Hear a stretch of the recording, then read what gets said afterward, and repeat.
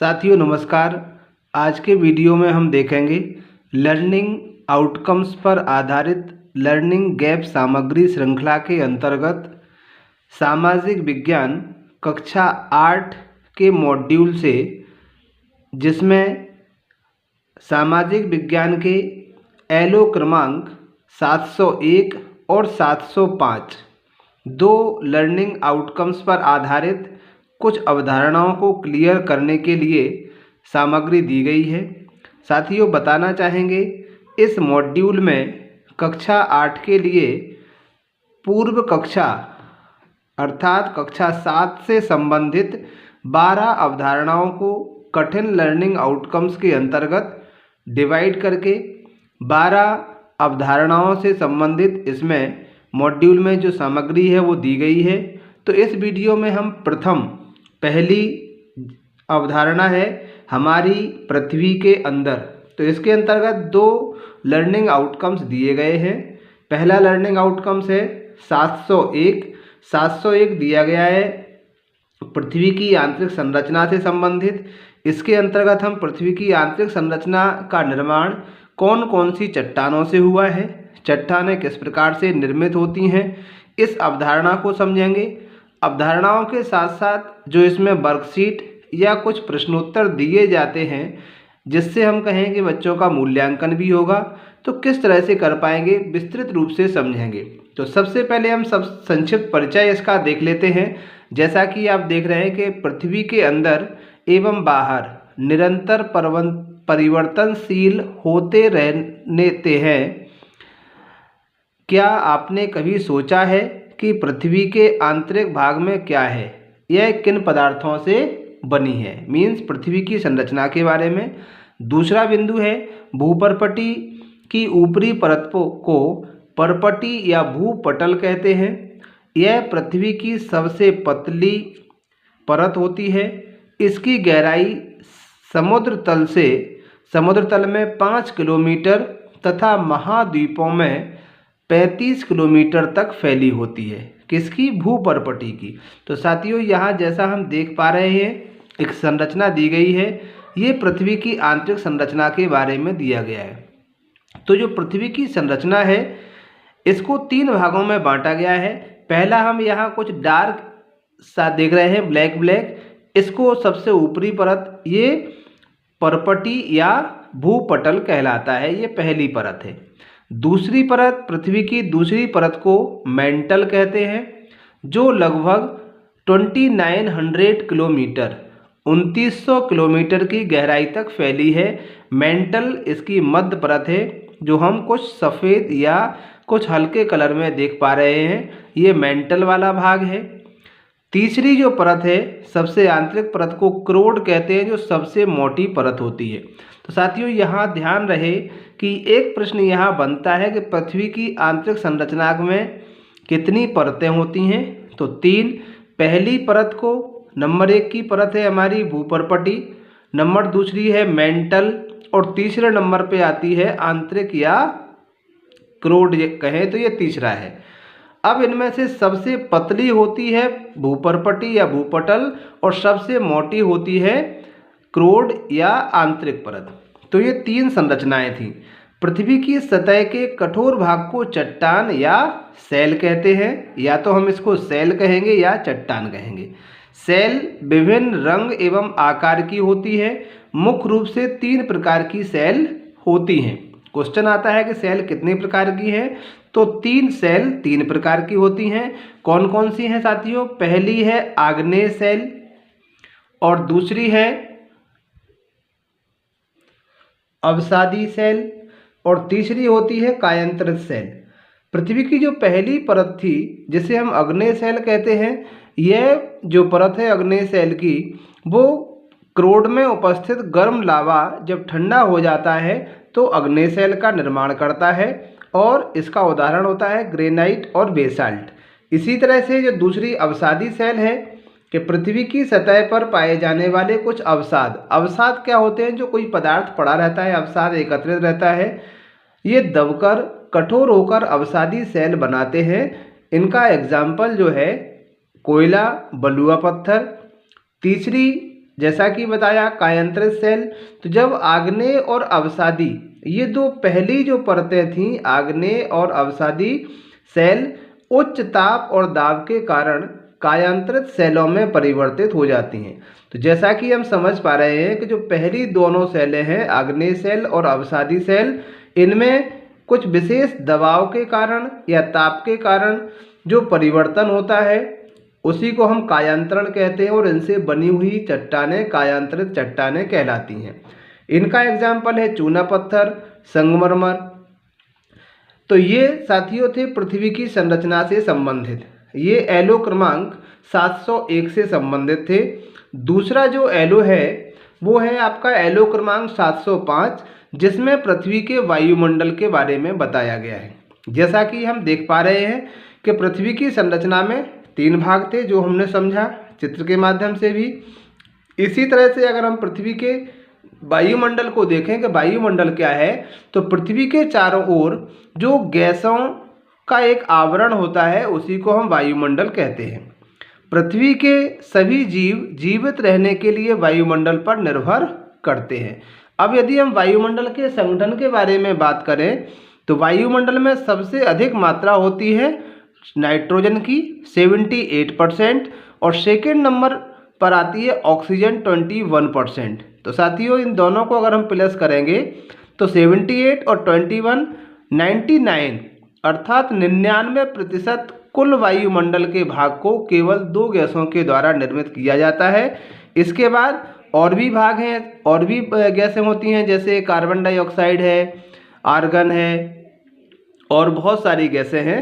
तो इनमें सबसे ज़्यादा अगर क्वेश्चन आता है कि पृथ्वी के वायुमंडल में सबसे ज़्यादा गैस कौन सी होती है, तो इसके लिए हमारा उत्तर होगा नाइट्रोजन 78 और सबसे कम होती है कार्बन डाइऑक्साइड 0.03%।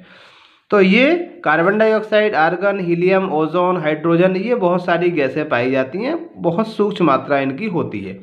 मनुष्य और पशु यानी कि हम कहें जितने भी जीव हैं, सांस लेने में जो वायुमंडल की ऑक्सीजन है 21%, इसी का उपयोग करते हैं, ये लेते हैं वायुमंडल से और शरीर में बनने वाली कार्बन डाइऑक्साइड को वायुमंडल में छोड़ते हैं।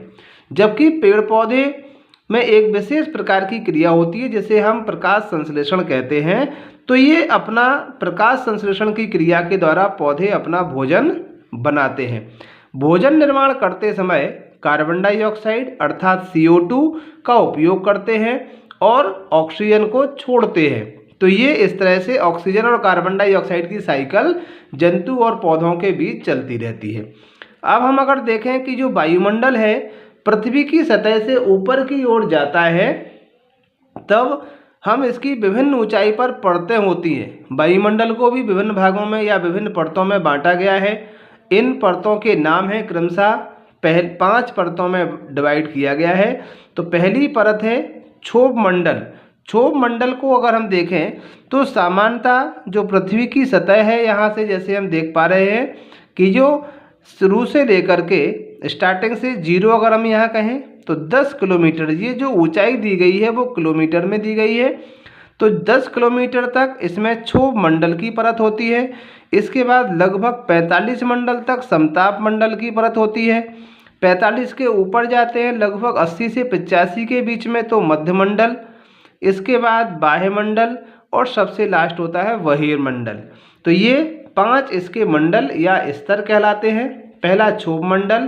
क्षोभ मंडल जो है यहाँ हम देख पा रहे हैं पहला, इसमें मौसम संबंधी घटनाएं होती हैं, जैसे बादलों का कड़कना, बादल बनना, वर्षा होना, ये सारी चीज़ें विभिन्न मौसम संबंधी सर्दी गर्मी की जो घटनाएं हैं वो क्षोभ मंडल में ही घटित होती हैं, यहीं पर क्रियाशील होता है।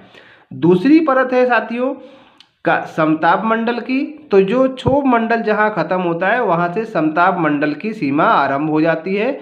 बहुत ही शांत और बहुत अच्छा ये मंडल है। इसी मंडल में एक हमारे लिए ओजोन जो जंतुओं की रक्षा करती है लेयर, वो ओजोन लेयर भी इसी मंडल में पाई जाती है।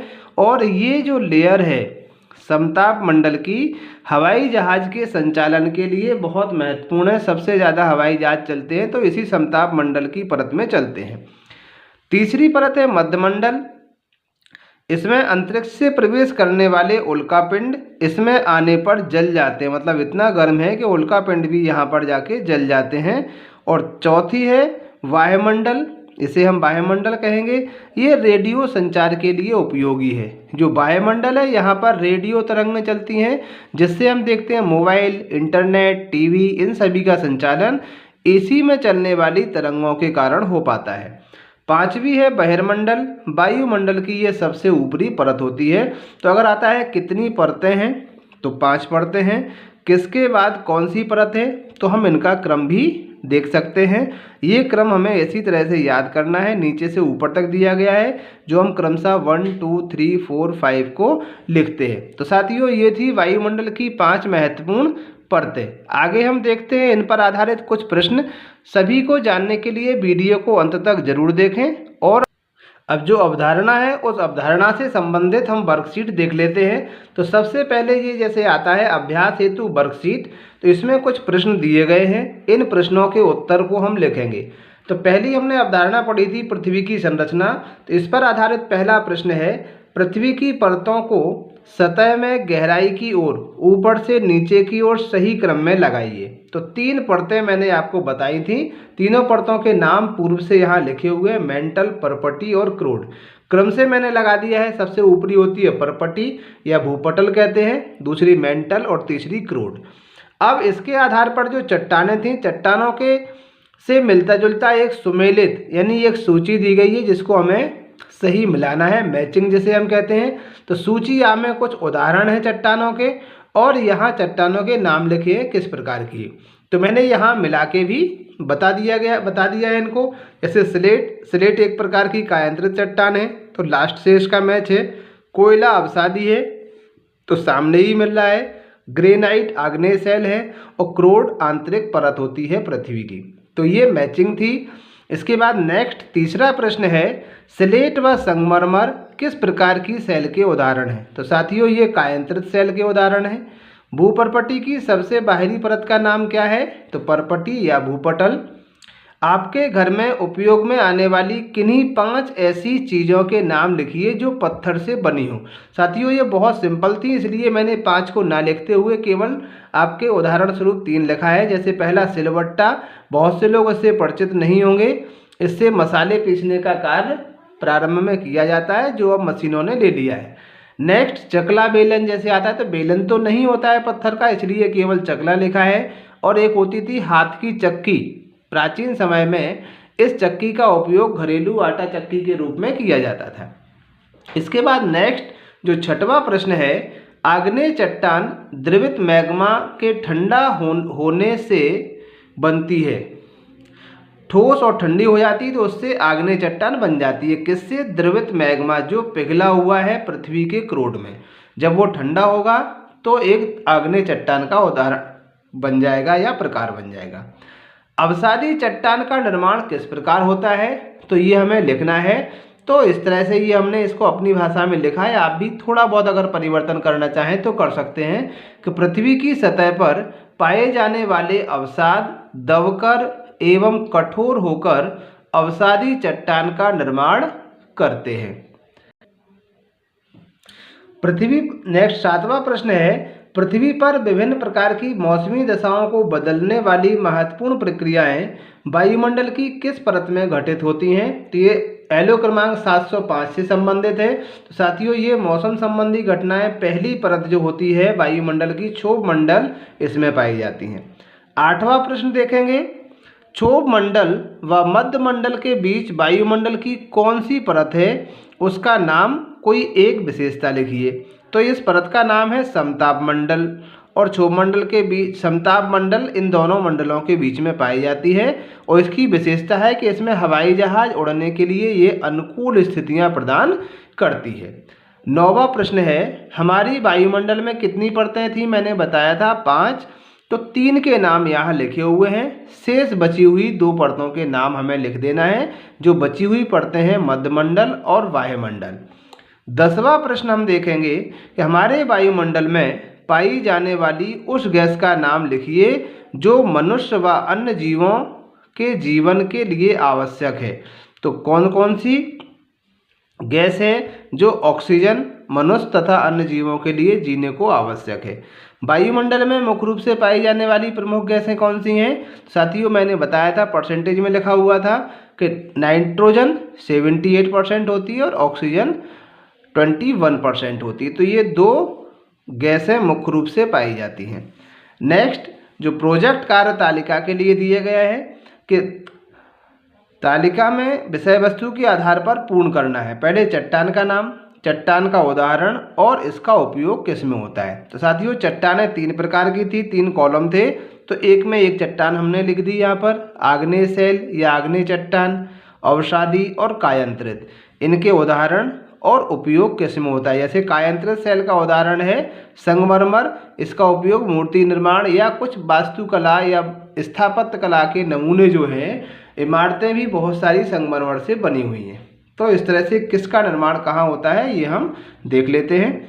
नेक्स्ट आगे, तो अभी हम देख रहे थे इस सामग्री के कुछ अवधारणा से संबंधित और उस पर आधारित कुछ प्रश्न, जिसे अपन वर्कशीट भी कहते हैं।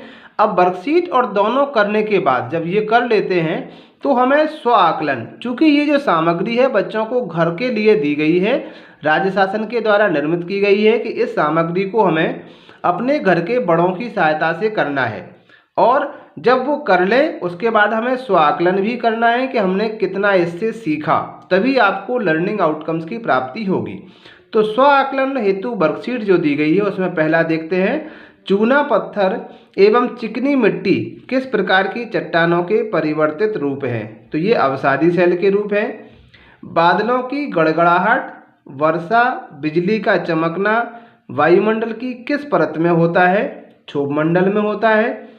पायलट को वायुमंडल की किस परत में हवाई जहाज उड़ाने में सर्वाधिक सुविधा होती है? तो समताप मंडल में। सभी को हमने समझा है क्लियर एक एक से। वायुमंडल में सबसे अधिक और सबसे कम पाई जाने वाली गैस, तो सबसे ज़्यादा पाई जाती है नाइट्रोजन, सबसे कम पाई जाती है कार्बन डाइऑक्साइड। आग्नेय अवसादी और कायांतरित शैलों का एक एक उदाहरण, तो साथियों ये उदाहरण लिखा हुआ है। पहले जैसे आग्नेय का उदाहरण ग्रेनाइट, अवसादी का बलुआ पत्थर और कायांतरित का संगमरमर। ये सबसे महत्वपूर्ण प्रश्न है, इस पर यदि हमने भ्रमण किया है कहीं तो उसके आधार पर इस प्रश्न को कर सकते हैं कि ताजमहल संगमरमर, ताजमहल का निर्माण किससे हुआ है? तो हम कह सकते हैं संगमरमर से।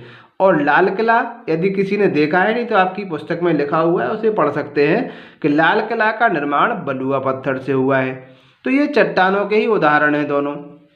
अब यदि हम इसके अलावा देखें, ऐसी ही किन्हीं 3 इमारतों या स्मारकों, स्मारक क्या होते हैं? पुराने किसी राजा महाराजाओं के द्वारा बनवाए गए थे, जिन्हें आज हम एक पर्यटन स्थल के रूप में उपयोग करते हैं, घूमने जाते हैं। तो ऐसी इमारतें जो प्राचीन हमारे इतिहास से संबंधित हैं, उनमें किस प्रकार की चट्टान का उपयोग हुआ है। तो जैसे 3 हमें और लिखना है इसके अलावा, तो ये 3 मैंने लिखी हैं, आप हो सके तो इसके अलावा और 3 ढूंढने की कोशिश करें। जैसे इंडिया गेट बलुआ पत्थर से बना हुआ है, हवा महल येलो बलुआ पत्थर से बना हुआ है, और एतमद दौला ये संगमरमर से बनी इमारत है। तो ये आप इस तरह से कर सकते हैं। चाहें तो इसमें हम और जोड़ सकते हैं कि ये जो इमारत है, स्मारक है या कोई प्रसिद्ध स्थल है, पर्यटन स्थल है, कि इसमें किस पत्थर का निर्माण लगा है, किस पत्थर से ये निर्मित है, कहाँ बना है, किसने बनवाया था, तो हम और ज़्यादा उसके बारे में समझ सकते हैं। तो साथियों, ये वीडियो था सामाजिक विज्ञान कक्षा 8 लर्निंग आउटकम्स पर आधारित कुछ मटेरियल के बारे में कुछ एक्सप्लेनेशन।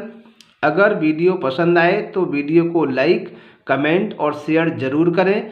इसी तरह के वीडियोस देखने के लिए आप हमारे चैनल से जुड़े रहें और अपने साथियों तक भी भेजें। शिक्षक साथी इस वीडियो को अपनी कक्षा के डिजी लैब समूहों में भी भेज सकते हैं, जिससे बच्चे तैयारी कर सकें, क्योंकि अब बारी है प्रतिभा पर्व की।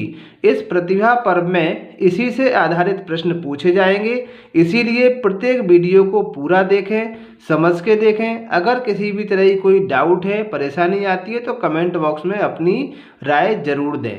वीडियो देखने के लिए धन्यवाद।